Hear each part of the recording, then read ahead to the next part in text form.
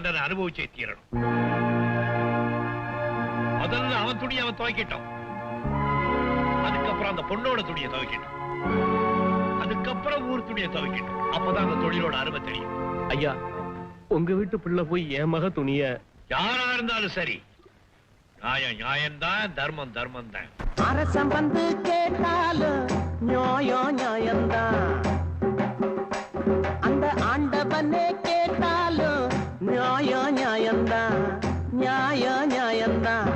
நல்லவங்க இருப்பதால விளையுது பூமி, ஊருக்கு ஒரு மகராசை இருக்கணும் ஜாமி, உன்ன போல மகராசை இருக்கணும் ஜாமி, ஐயோ உன்ன போல மகராசை இருக்கணும் ஜாமி.